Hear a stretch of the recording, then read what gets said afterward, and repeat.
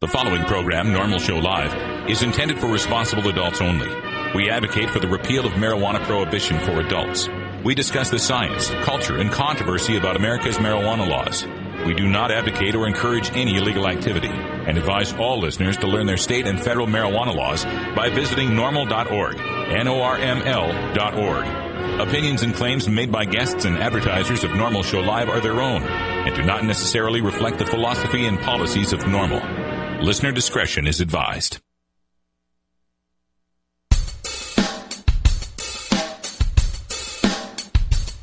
You take a seed, you plant it, you grow it, you dry it, you roll it, you smoke it. You take a seed, you plant it, you grow it, you dry it, you roll it, you smoke it, and it goes down smooth. Hey! Spanning the continent to bring you the truth about cannabis and marijuana law reform. I smoke pot and I like it a lot. From the promise of legalization. And I think we need to rethink and recriminalize our marijuana laws. To the agony of prohibition. One major responsibility is to encourage people to use less drugs. The National Organization for the Reform of Marijuana Laws presents NORML Show Live, Marijuana Nation. Now, here's your host, NORML's Outreach Coordinator, Radical Russ Belville. Good afternoon, tokers and tokettes, and welcome. It is Tuesday, January 18th, 2011, and it's got to be 420 somewhere in the world. Thanks for joining us for our little podcast here. 1 hour of news, talk, interviews, information, music, comedy, and more by, for, and about the cannabis community. Podcast as the NORML Daily Audio Stash on iTunes or on demand at stash.norml.org. Followed by another 60 minutes of Toker Talk Radio right here at NORML Show Live, where you can join me and our crew discussing the cannabis issues of the day. And speaking of our crew, let's welcome our engineer, the maestro, Ganja John. It's going to be one of those days, Russ. It's going to be a heck of a day, a heck of a week for me. You can tell I'm totally excited about the upcoming Packers-Bears NFC Championship. I couldn't be more thrilled. The Bears. 181 games these two teams have played against each other since 1921, and they've only met once in the playoffs. In 1941, literally the week after Pearl Harbor, these two teams played, and the Bears won that championship game, that playoff game. So, second time ever. Wow. Yeah, second time ever. Totally excited about that. And, of course, also joining us from our virtual studios in beautiful Grass Story, Oregon, is the lovely and talented Cannabis Carrie. You're such a Packers historian, Russ. It's wonderful. Well, you know, your team is alive as well. The New York MFJETS. Unbelievable. Yes. I haven't really followed football too much this year. I've caught a couple of games, but I definitely caught that playoff game. Fantastic. Oh, yeah. And you know, that's Steve Bloom's team as well out at celebstoner.com. So, oh, of course. Yeah. Excellent. We got to get us some sort of NORML Show Live and Celeb Stoner and Cannabis Carry bet going on. Hey, also, speaking of Cannabis Carry and Ganja John and myself, Ganja John came up with a great tune. We're going to play this in the second hour that actually shouts out to us, a rap tune that shouts out to the three of us, Carrie. It does.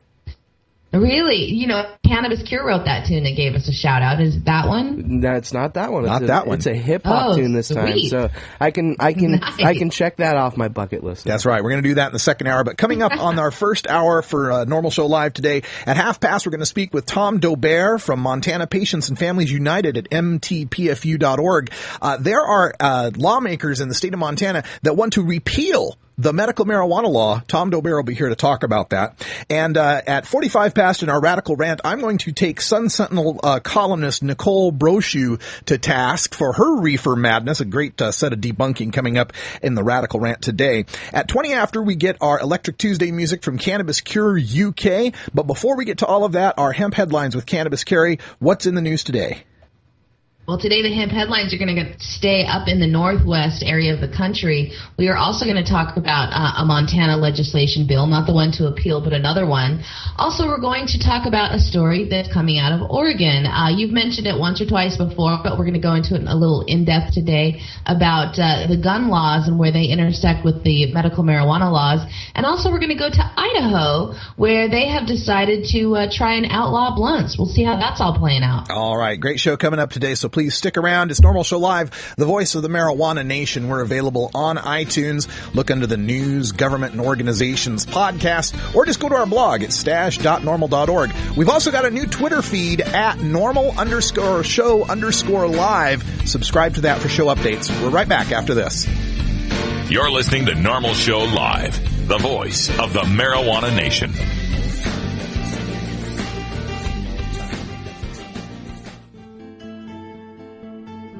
In today's busy world, we're inundated by advertising for all types of pharmaceuticals that come with a laundry list of potential side effects. Shouldn't you have better medical choices? Natural alternatives to pills pushed by Big Pharma? At Alternative Medical Choices, you could choose natural, safe, and effective alternative therapies that are right for your budget without nasty side effects. Cannabis, or marijuana, has been a legal medicine in the Pacific Northwest since 1998. Our doctors will help determine your qualifications for a medical marijuana recommendation in Oregon, no matter where you live. Our massage therapists will ease your aches and stress with soothing hemp seed oil or cannabis-infused massage salves. We also offer acupuncture, Reiki, and other alternative health therapies. Call Alternative Medical Choices in Portland, Oregon at 503-288-5579 or visit our website at www.altmedchoices.com. We specialize in out-of-state recommendations. That's www.altmedchoices.com or call 503-288-5579. And now, a message from former President George W. Bush to remind the American people of our responsibility in our nation's war on certain American citizens using non-pharmaceutical, non-alcoholic, tobacco-free drugs. One major responsibility is to encourage people to use less drugs. That's right, America. Use less drugs. Put down the Prozac, the Vioxx, and the Levitra, and turn to the herb. Use less drugs. Our national policy is no longer just say no. It's now just slow down. You get me too high. I overanalyze. If you've ever been too high, then you can sympathize. You get me too high. And I start to fly if I said some silly thing. Medical marijuana, industrial hemp, consumer cannabis. It's time for this week's Normal News with Cannabis Carrie. Members of the Montana Board of Medical Examiners spoke out about a new medical marijuana bill designed to tighten the conditions for which people could use medical marijuana. On Friday, the board stepped up and said they had sharp criticism for some of the wording of House Bill 68. The bill, sponsored by Representative Diane Sands, a Democrat from Missoula, contains some measures that the board recommended last year to an interim committee working on the issue. One of their recommendations requiring 2 doctors to sign off on medical marijuana use for patients with severe and chronic pain made it into the language of the bill. But it was the laundry list of qualifying medical conditions that board members took issue with during a conference call to discuss the pending legislation. They say the wording would open up the door to many more medical marijuana patients under current law. Dr. Kristen Splodgen, the board secretary, pointed out that the listing of hepatitis C and inflammatory or degenerative arthritis as a debilitating medical condition would permit a doctor to recommend medical marijuana use. She said, quote, probably 40% of the population has some type of degenerative arthritis, and if they don't have chronic pain with it, I don't see that as an indication for medical marijuana use. It would be better to narrow this and not expand this, unquote. Board members also did not like an arbitrary provision that would allow medical marijuana providers to furnish up to 2 ounces of marijuana to a patient every 30 days, changing the previous maximum possession of 1 ounce at a given time. The bill would establish a new licensing authority in the Department of Revenue. Board members did not support measures in the bill to prevent doctors recommending marijuana from also having a financial interest in the distribution. The House and Human Services Committee will discuss HB 68 on January 21st. The board said that it does support House Bill 82, also sponsored by Representative Sands, which would require the board to report back to the legislature any complaints against medical professionals regarding medical marijuana. Well, this is another one of those situations where we have a medical marijuana law that's passed, and the people that don't like marijuana think that it's only for cancer patients. And then when tens of thousands of people sign up to use medical marijuana, they freak out. Oh my God, we got too many people using medical marijuana. What did that lady say? 40% of the people have some sort of arthritis that could be used or treated as, was it 40%, Carrie? Yes, I have no idea where she got that statistic, but yes, she said 40% in her quote have some kind of degenerative arthritis associated with pain. Yeah, well, if you ask me, that's just telling us we have too few people using medical marijuana in Montana. But this is what it's always about when we've got prohibition in effect, is they feel the need to narrow it down. They feel that if too many people are using marijuana, why, there must be criminality going on. Some people who don't deserve it are getting to use it, when in fact, we should be encouraging more people with hepatitis C, with arthritis, with these conditions, to be turning to safe, natural, effective, non-toxic, very slightly, hardly addictive cannabis instead of the drugs that we push on these people for arthritis and hep C. Always trying to tighten the conditions. And this lady talking about how, they might have arthritis, but they might not have pain, so it shouldn't be indicated for it. This brings me up to the subject of off-label prescription drug use. I think I remember the statistic of something like 2/3 or 60% of the uses or the prescriptions of prescription drugs in this country are used for purposes that aren't indicated on the label. For example, there is a drug that is used for prostate health that a lot of men get and use it as hair treatment. There's drugs for what was the drug you were on? The drug for the heart. Yeah, it's a blood pressure medication. Minoxidil was developed as a blood pressure medication, but it made people grow hair, so they made it into Rogaine. Yeah, so there's all sorts of off-label use with all of these dangerous, toxic, addictive pharmaceuticals that we don't seem to have a problem with. But the minute somebody wants to try to use cannabis for something that's not in a limited, narrow set of defined conditions under the state law, they think there's something wrong with it. And this other part of the bill, having 2 doctors to sign off for chronic pain. Yeah, that's what we need. We need to send people to more expensive doctor visits when, what do we have, 45 million Americans that don't have health care, don't have any sort of insurance coverage to go see those doctors, take more money out of the poor patient's pocket. And many times these patients are turning to medical marijuana because they don't have insurance. They can't afford the prescription medications, and marijuana is so much cheaper for them to be able to use. So yeah, let's have them spend even more money going to visit 2 doctors when it's already tough enough to find 1 doctor who will recommend for pain because of all of this demonization of drug-seeking behavior and supposedly doctor shopping. This has got to stop, and again, the only way it can stop in the long term is to end marijuana prohibition, even for healthy people. Do medical marijuana patients have the same gun rights as their fellow countrymen? That's the question that will be brought up before the Oregon State Supreme Court on March 3rd. The patient, Cynthia Willis, was denied a concealed handgun permit by Jackson County Sheriff Mike Winters in 2008, arguing that granting her the permit would violate federal laws prohibiting drug users from legally possessing guns. Willis's attorney, Lee Berger, says that the sheriff has been attempting to discriminate against patients by not issuing any permits. In a brief filed with the Supreme Court, Assistant County Counsel Ryan Kirchhoff argues that Winters denied the application for the permit because marijuana use violates federal law. At the heart of the case is the U.S. Gun Control Act of 1968 that specifically forbids anyone who uses or is addicted to a controlled substance from having a firearm. The Jackson County woman admitted to Winters when she filed her application for a concealed gun permit that she was a medical marijuana patient. In the court brief, Kirchhoff argues that an earlier court of appeals that ruled in Cynthia Willis's favor would force the sheriff to issue a concealed weapons permit to a person who would admit to using methamphetamine. He says that when there is a conflict between state and federal law, that federal law should prevail. The state Supreme Court only hears about 8% of the cases appealed from the lower courts, so this case is significant. The appeals court back in June concluded that the sheriff would not violate the Federal Gun Control Act by issuing a handgun permit to Willis based on Oregon's concealed handgun licensing laws.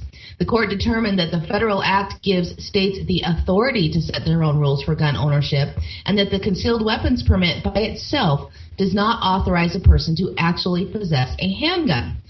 Oregon's permit law provides a license to conceal a weapon, an action that would be illegal without the permit. A brief filed with the Supreme Court by Attorney General Kroger stated, quote, "There is no basis to believe that possession of a concealed handgun license will result in a violation of federal firearms law," unquote. And Willis isn't alone in her opinion. The ACLU argues that 39 states have their own laws regulating the permitting of firearms, and from Oregon Revised Statute 166.29, the sheriff is compelled to issue the concealed handgun license to Willis because she complied with all the requirements of the statute. The ACLU wrote, quote, "The sheriff wants this court's authorization for him to go beyond the statutory requirements and make his own determination as to whether the person is qualified under federal law to own a handgun." Both sides are gearing up for their March appointment with the state Supreme Court. We, of course, will keep you posted.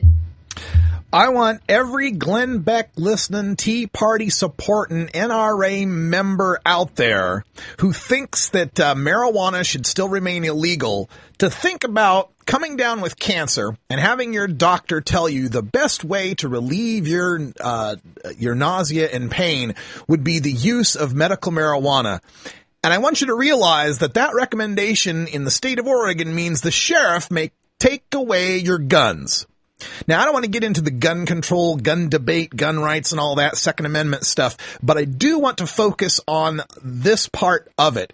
And this is just, appalling to me that we would toss away someone's constitutional Second Amendment rights based on using a legal medical supplement here, using medical marijuana.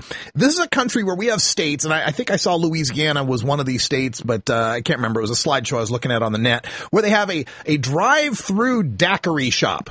So you can get in your car, drive up to a drive-through window and get a daiquiri. I remember when I was in Texas, there was drive-through liquor stores where you get a keg of beer just dropped into your car, drive through with that, and then you can go to the Walmart and pick yourself up any sort of gun you want. You can pick up all sorts of ammunition you want, go through the background checks for that. But by God, if you're smoking a joint to ease chemotherapy, we can't trust you. You could get drunk as a skunk, drink all you like, on the weekends. In fact, I know people that go hunting and they take, cases of beer when they go hunting. That's all perfectly cool. But if you're a medical marijuana patient wanting a concealed firearm, maybe because, I don't know, marijuana is still illegal and it's worth, $300 an ounce out on the streets, and people like to break into medical marijuana patients' homes and beat them up and rob them of their plants. If anyone needs a firearm for protection, it's these people, and you want to take their rights away, Oregon Supreme Court, you need to make the right decision on this and protect the firearm rights of our patients. Idaho is looking to clamp down on the sales of tobacco wrappers. Legislation introduced on Monday into the Senate Judiciary and Rules Committee would make it illegal to sell, manufacture, or distribute roll-your-own cigar wrappers in the state. The bill, sponsored by Senator Denton Darrington, a Republican from Delco, would make blunt wrappers have the same status as other drug paraphernalia. Shops, manufacturers, or anyone owning a blunt wrapper could potentially be charged with a crime if the legislation passes. But this law hasn't come at the urging of a soccer mom who found the tobacco product in her kid's drawer. The pressure to write legislation is coming from the tobacco industry itself. Russell Westerberg, who speaks on behalf of the Cigar Association of America, says that the wraps have no legitimate use and are primarily used to roll marijuana into small cigars or cigarettes. Westerberg says that a blunt can mask the odor of marijuana and give the appearance of no wrongdoing by its smoker.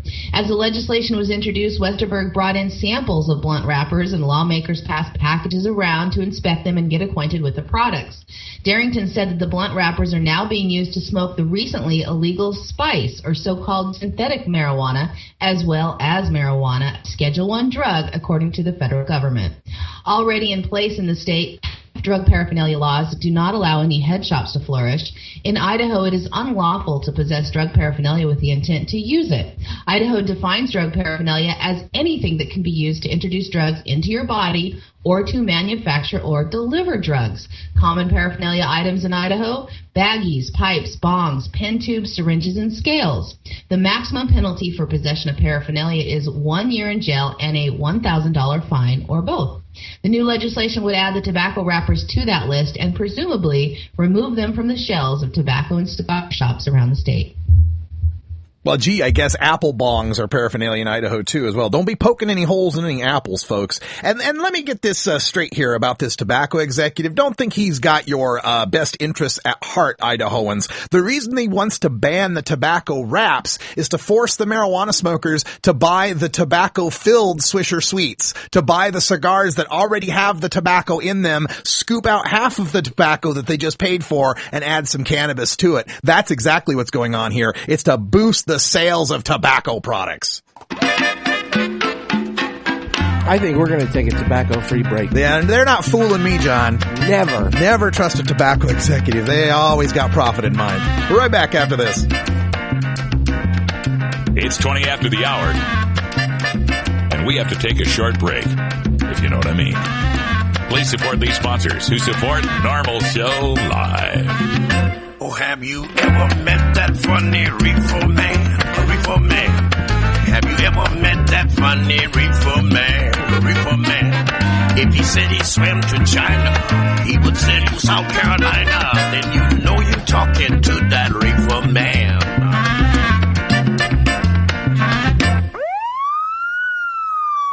NORML Show Live reminds you to never consent to a search. If you're holding and you consent, in most states you will be arrested immediately and you will go to jail. If you don't consent to a search, police may try to intimidate you by threatening to bring in drug-sniffing dogs or try to fool you by saying things will go easier if you consent. Yeah, easier for them, sure. Stand your ground, refuse the search, and ask the officer if you're free to go. If they still detain you and eventually find your contraband, you'll be no more busted than if you had allowed the search. But by refusing the search, your attorney has a chance to win your acquittal before a judge. If you consent to the search, your attorney's hands are tied. You can find a list of NORML Legal Committee attorneys specializing in marijuana cases by visiting the Find a Lawyer link at norml.org. Ever wonder how often to change your bong water? The most effective method for baking pot brownies? The best destinations for a ganja getaway? How to hide herb in your car? Whether to grow your own? How precisely to legalize it? Or how something as wonderful as marijuana ever got to be illegal in the first place? Finally, you can find all these answers and much more in the official High Times Pot Smoker's Handbook, featuring 420 things to do when you're stoned. Since 1974, High Times Magazine has covered marijuana in all its aspects and wonders, from cultivation to legalization to the herb's enduring and exalted place in popular culture. Packed with inside information, the official High Times Pot Smoker's Handbook rolls all of this collected wisdom together into a single indispensable ganja guide, including an entertaining look at marijuana's history, profiles of herb-friendly travel destinations and festivals, favorite potluck recipes from the High Times staff, smoking skills, advocacy and activism, essential marijuana movies and songs, profiles of famous cannabis strains, comprehensive growing information, celebrity endorsements, and much more. This is truly, finally, the ultimate guide to green living.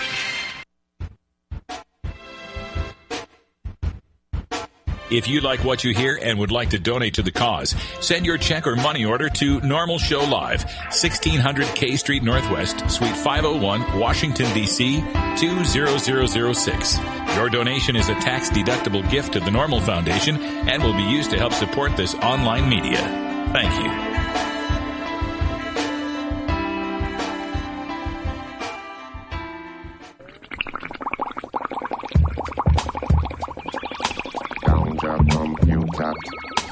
It's time for your Daily Toker Tunes, the best in 420-friendly music from all genres that uplifts, entertains, and informs the public. Our PodSafe music is donated by freedom-loving musicians who support our goal of ending adult marijuana prohibition. Today we bring you tunes for Electric Tuesday, our segment featuring the best of modern electronic music in the genres of dance, new age, house, and electronica. Brought to you by Greg in Surrey, Sussex, England, and Cannabis Cure, UK. If you'd like to submit your song to be played on NORML Show Live, send it to us at stash@norml.org. Now, here's some great independent marijuana music for today's Daily Toker Tunes.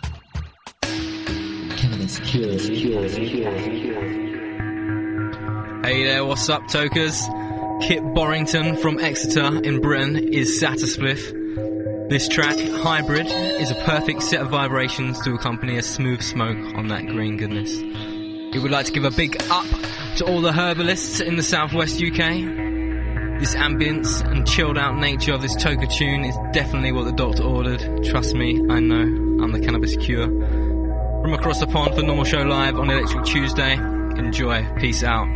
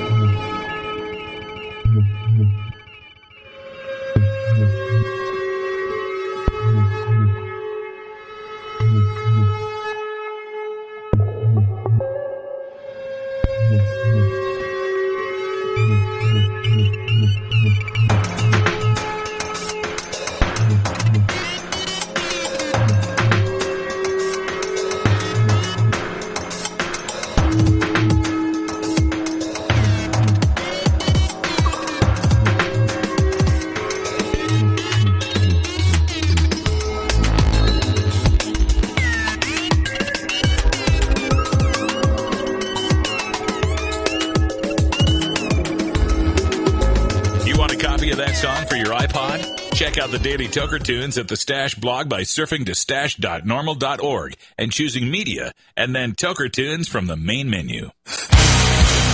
Starfish Designs, makers of the original Gandalf. I'm Radical Russ, and when I want to relax, I always have my 17-inch long original Gandalf from Starfish Designs nearby. The hand-blown borosilicate glass is strong and easy to clean, and the design is sleek and sophisticated. Starfish Designs are available from Bend, Oregon at a glass retailer near you. For locations, call 541-788-GLASS. That's 541-788-4527.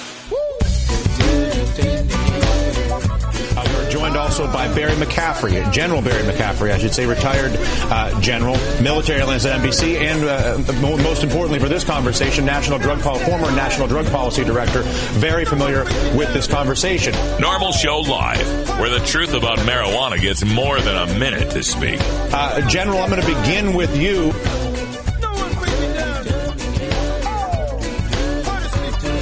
Everybody's got a habit, some good, some bad, to reach the comfort zone. Some people have all kinds of people around, some people can't hang alone. Whatever it is, whatever you like, you're gonna make it through your afternoon. Hi, I'm Keith Stropp, the founder of NORML. In all the years since 1970 that I've been fighting marijuana prohibition, I've learned that drug warriors love to confuse the public with statistics. Lately, they've claimed that there are more teens enrolled in drug treatment for marijuana than ever before. It's a statement that, while true, is intentionally misleading. What they don't tell you is that marijuana arrests have skyrocketed to over 800,000 arrests per year. They also don't tell you that we've gone from a few dozen drug courts in the 1990s to over 2,500 drug courts today. The kicker is that those drug courts sentence teens routinely to drug treatment for marijuana whether they need drug treatment or not. So they arrest more people for pot, require them to enter drug treatment, then claim the higher treatment numbers justify more pot arrests. It's an absurd proposition, but no more absurd than banning a plant. Learn the facts about pot. Visit NORML.org today.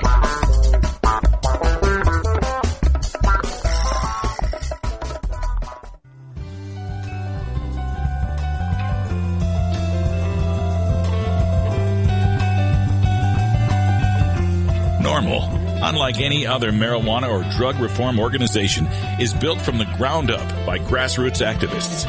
We are the marijuana smokers' lobby, and we aren't just anti-prohibition, we're pro-marijuana. Every week, we take some time to talk to the citizens of local NORML chapters across the country and around the world, as well as others who are working to make a difference in the fight to end adult marijuana prohibition. In this segment, we call Grassroots Activism. All right, welcome back, everyone. We're glad to be joined by telephone with Tom Dober from Montana Patients and Families United. And Tom, welcome back to the show.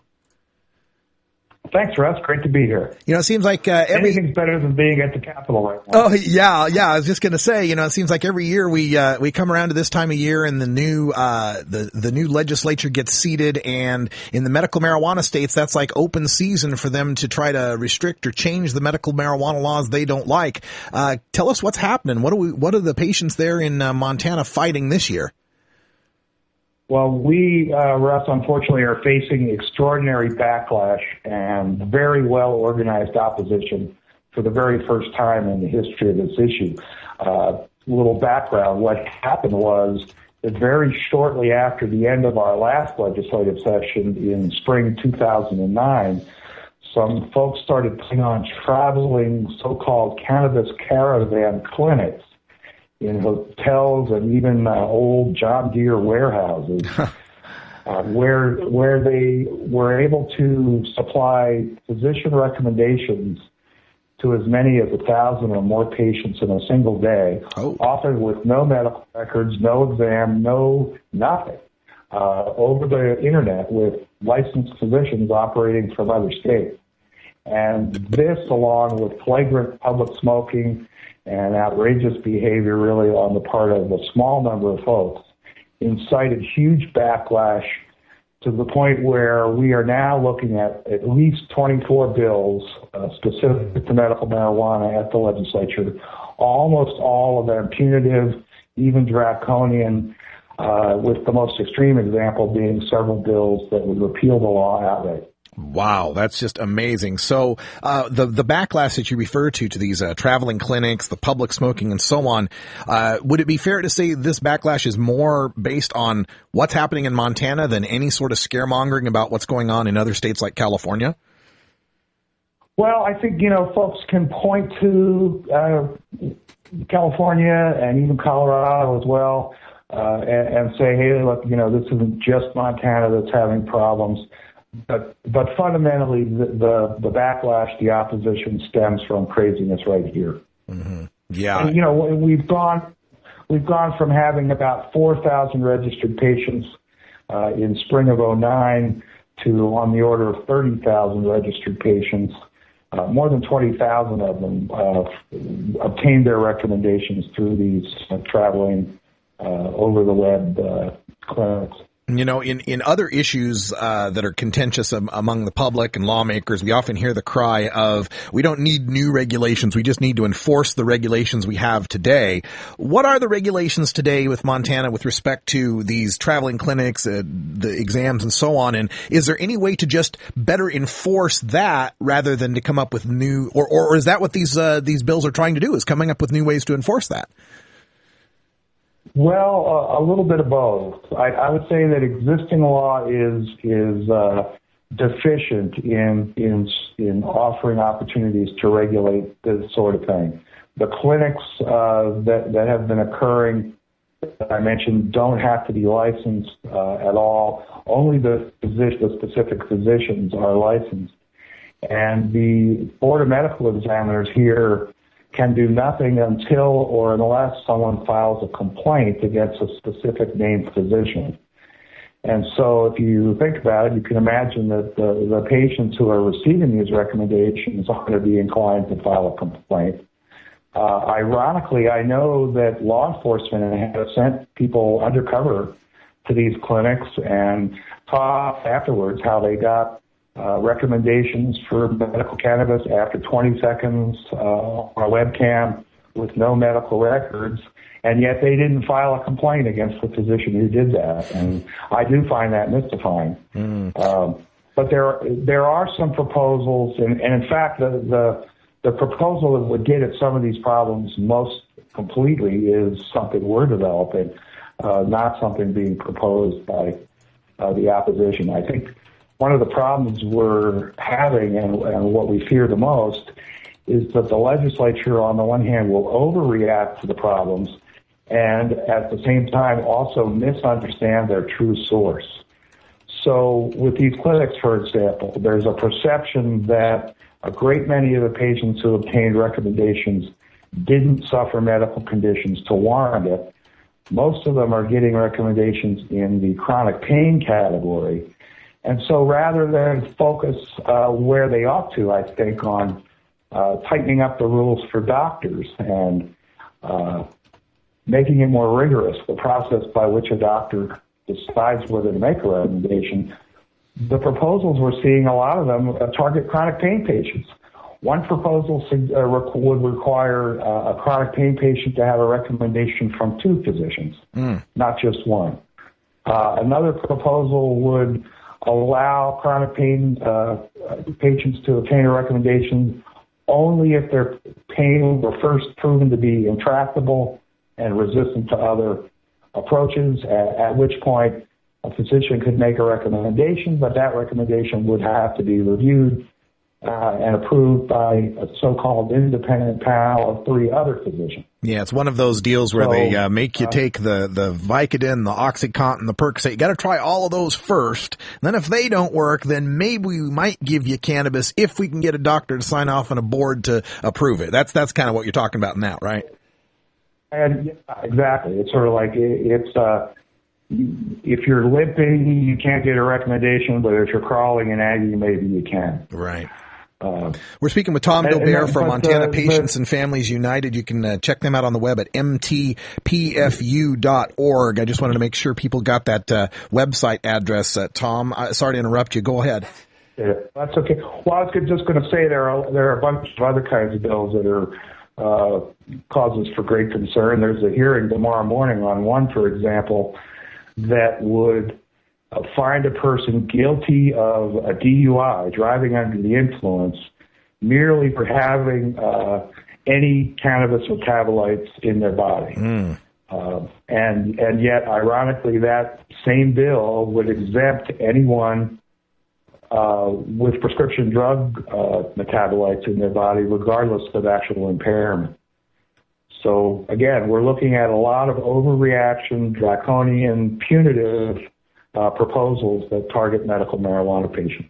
Yeah, it's the backlash that I've been predicting and fearing in medical marijuana with many of these entrepreneurial types trying to take advantage of every loophole or shortcoming in the law, and then a public that voted. And what was the vote in Montana? 62%, 63%? Yeah, 62. We set a national record at the time when we became the 10th state. Right, something that's enormously popular with most Montanans, and then they feel, I think a lot of them feel that they were duped or it's being abused, and this is coming at the legislature, though. What's your gauge of the public's reaction to this stuff? Is it coming from the public? Some of it is. There's no question. I think what happened was not a broad public-wide backlash, but primarily a religious, radical right-wing backlash that was able to get traction in opposition to medical marijuana because of the flagrant lunacy that some people were engaging in. I think more broadly, there's still strong public support for the underlying concept, but a great many of us, myself included, I've been very public and vocal for more than a year now, agreeing with law enforcement, local government, and other kinds of officials who say that too much of what we're seeing was neither intended by those of us who proposed the law, nor is it acceptable to us.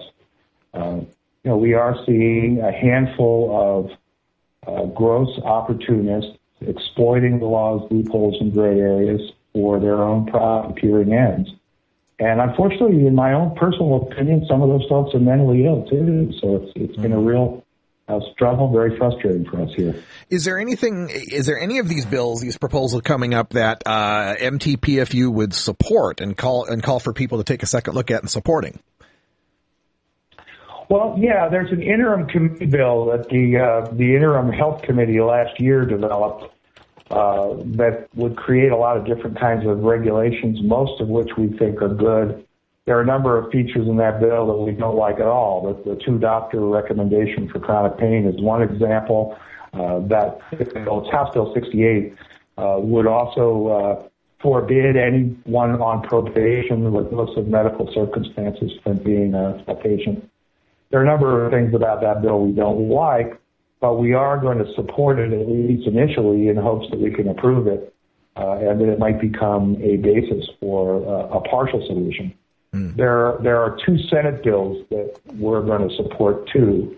One of them is Senate Bill 154, and it focuses solely on growers, and it would create a rigid licensing system and oversight with strict accountability and reporting, inspections by the Department of Revenue.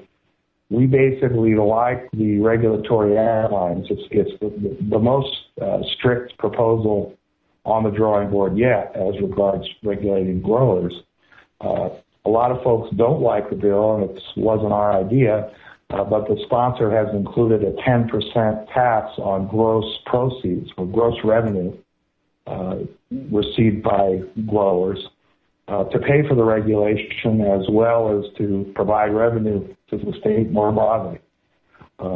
That actually, again, a lot of our folks don't like that aspect of the proposal, but it has successfully begun to change the conversation in the Capitol building because Montana's facing tough budget balancing challenges this session, and cannabis producers may be the only source of new revenue. Yeah, really. To the state. And that's, as I said, it's changing the conversation. That's SB 154, right? Correct. Okay. And there's another bill still in development, not yet introduced. At the moment, it's called LCD 991. And that is our bill. And we're still deciding on some of its provisions. but it's going to be basically a science and standards bill, trying to be smarter and more rigorous in controlling the professionalism of the physicians when they make recommendations, as well as bringing higher standards of professionalism to the rest of the so-called industry that the medical marijuana law has spawned here. Okay, so we'll keep an eye on that, and when you get that bill ready to be introduced, make sure you get back in touch with us, Tom. We'll have you on the show to discuss that a little further. Tom Dober is with the Montana Patients and Families United. It's at mtpfu.org. And you mentioned something about a hearing tomorrow. Is there some information for our listeners if they want to attend and support you guys? Yeah, it's a hearing tomorrow morning on House Bill 33. It's an extreme driving under the influence bill that would basically ban patients from driving, or it would put any patient driving at risk of getting a DUI per day just for having any detectable amount of THC in their system, which, as we know, a patient is likely to have even as long as 4 to 6 weeks after their last use of cannabis. Right. There's a lot of that going around all over the United States, these zero tolerance DUID bills, and we're glad you got your focus on those. And we want to encourage people in Montana to turn out for that hearing if you can.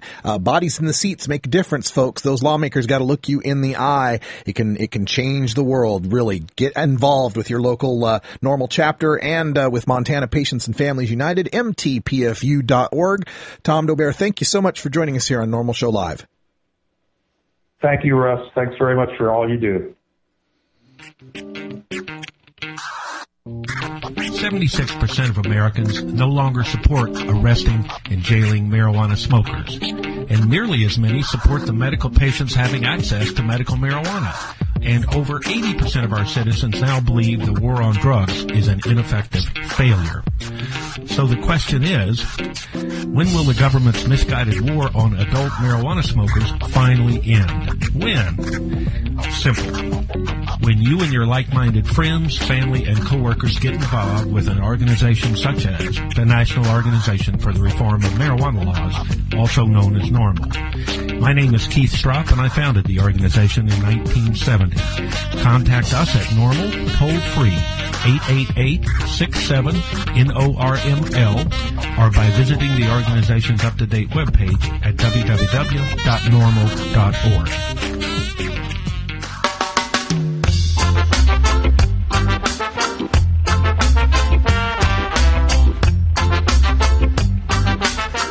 Do you really want to legalize marijuana? Prove it. Join NORML today at NORML.org, and your donation will help us spread the growing truth about cannabis. Free speech ain't free, you know. Free the ganja tree, it's the healing of the nation. Free the Cali weed, good for meditation. Free the pot smokers, they read not delight. Lighting up the chalice, they keep no malice. Free the marijuana, come on, say. Free the marijuana, hear me, say. Free the marijuana, come on, say. Free the marijuana. Legalize it.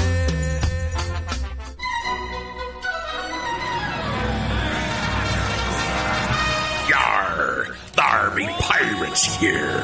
Har, har, har, har, har. The Pirate King! You know why we pirates love the NORML show? Har, har! 'Cause it's always smoking matey! Har, har, har, har, har. This is NORML Show Live. To be the Pirate King! You want answers? I'm as mad as hell, and I'm not going to take this anymore. You want answers? You have offended my family. I think I'm entitled. You want answers? I want the truth. And you have offended Shaolin Temple. You can't handle the truth. Surely you can't be serious. I am serious. And don't call me Shirley. Radical Rant. Welcome back, everyone, and you know me, I'm stamping out reefer madness in the media everywhere I can find it, and last Friday I got another opportunity from the Los Angeles Times. Now, to be fair, this is a columnist named Nicole Brochu who writes for the Fort Lauderdale Sun-Sentinel, so coming from Florida, I can understand why her reefer madness might be a more virulent strain, but let me get to some of this article here, and we'll get right into the reefer madness debunking. She begins by saying, "It's difficult to raise the topic of marijuana usage in America today without somehow touching off an intense debate over whether this relatively mild but still harmful drug should be decriminalized or even fully legalized. That's how much the pro-pot crowd has hijacked the national conversation over the nation's ongoing struggle with drug use." Hijacked. Yes, we've hijacked the national conversation. I always find that funny when she's complaining about hijacking the national conversation. She's got 225,000 circulation at the Fort Lauderdale Sun-Sentinel and 725,000 circulation in the LA Times. So here we have a reefer-mad mainstream media columnist with almost 1 million readers complaining that we're dominating the conversation. Geez, it reminds me when the drug czar with a $421 million annual budget complains about the well-funded pro-legalization forces out there. Yeah. Hey, look, hijacked in this sense means told the public the truth.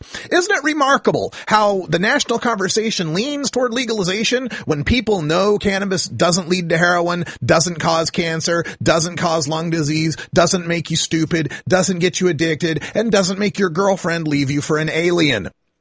Now, Nicole continues in her conversation here about an opinion piece of a drug treatment psychologist who noticed the spike in teen pot smoking and attributed it to the growing tolerance of marijuana use. Then she notes the University of Michigan study showing that teen exposure to anti-drug messages has nosedived over the past 7 years when teens also reported that those messages actually worked. Well, folks, that's stretching a bit. What the report found is, quote, between 2003 and today, the proportion of 8th, 10th, and 12th graders that agreed the commercials made them to a great extent less favorable toward drugs remained fairly stable. Since 2003, pretty stable on how those commercials worked. Now, that there are less of those commercials is because the Government Accountability Office in 2006 found, quote, between 1998 and 2004, Congress appropriated over $1.2 billion to the Drug Czar's Office for national anti-drug media campaigns, and that, quote, the campaign was not effective in reducing youth drug use either during the entire period of the campaign or during the period from 2002 to 2004 when the campaign was redirected and focused on marijuana use, end quote.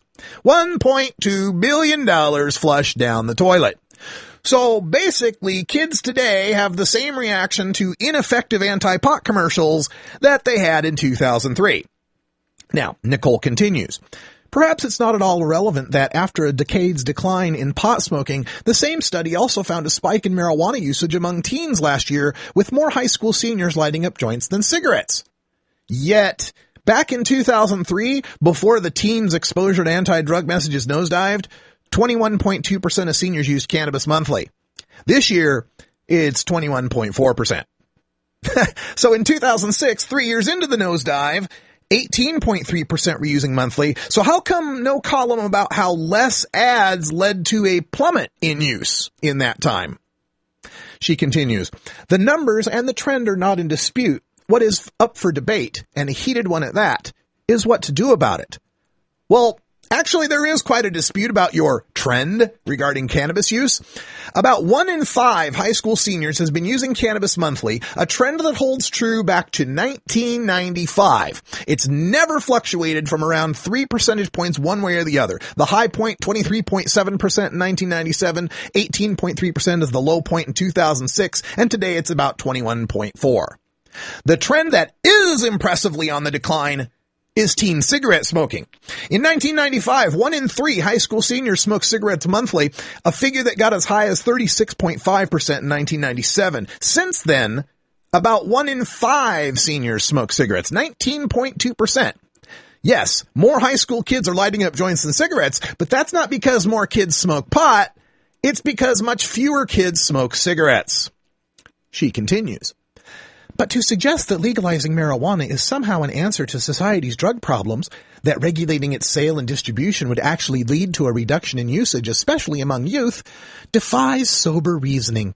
Legalization proponents like to point out that the Netherlands, with its liberal drug policy, has a lower drug rate than America's, but they neglect to tell you that the country's marijuana usage among 18 to 20-year-olds nearly tripled after legalization, at a time when usage among adolescents in the United States decreased steadily, according to the medical journal Pediatrics. Wait a minute. You mean the increase in 18 to 20-year-old adults visiting an 18 and older legal coffee shop in the Netherlands is the argument you want to use among 16 to 17-year-old adolescent children in America will use it more? That adults will use it more when it's legal and they can go to an adult-only place? That's your argument for why kids would use it more. Okay. Especially when you think in America, it would probably be an 18 age. It would probably be a 21 age. That's the argument you want to stick with?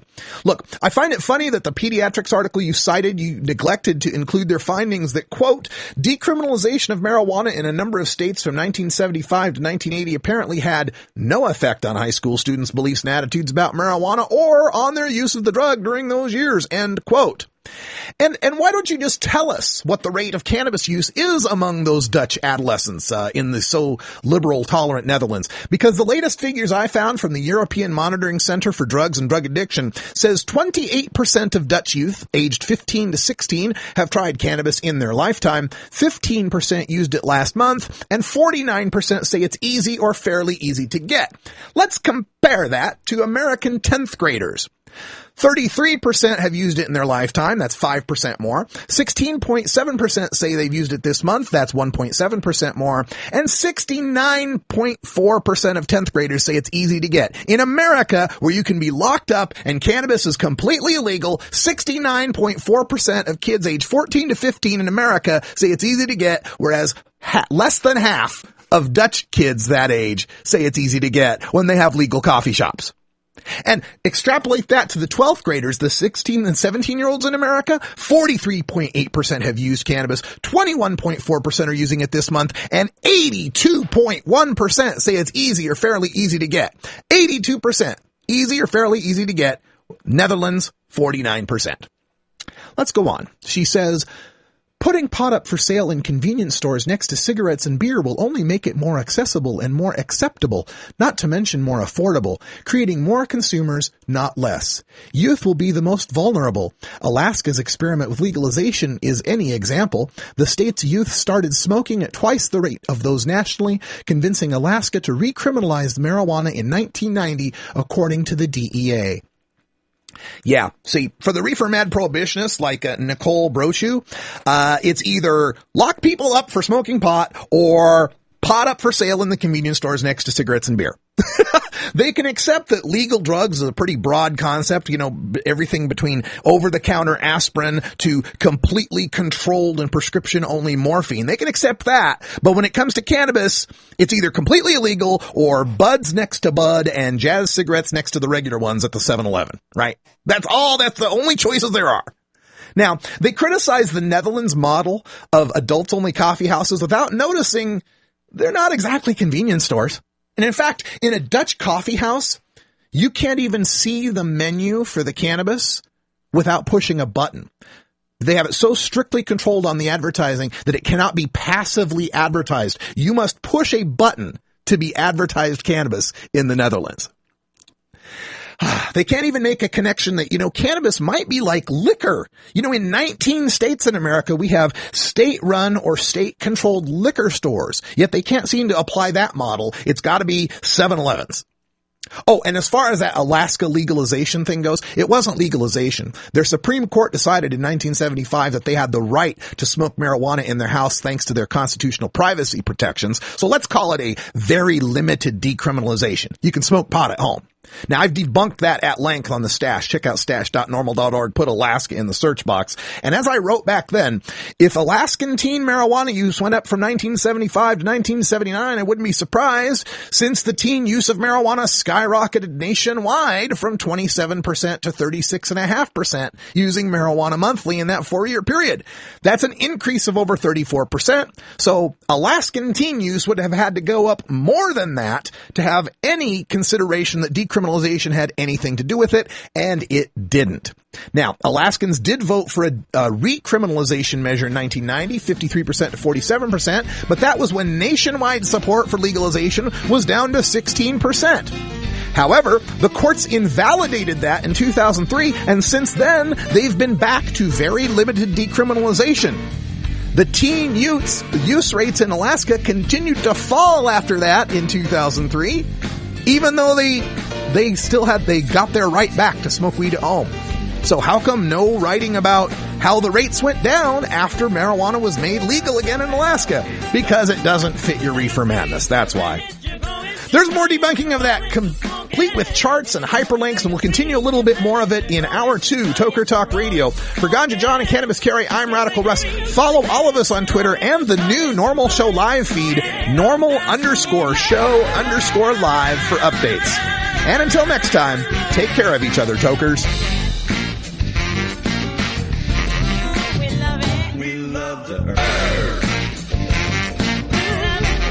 This is Normal Show Live, the voice of the Marijuana Nation. Take it out one more time.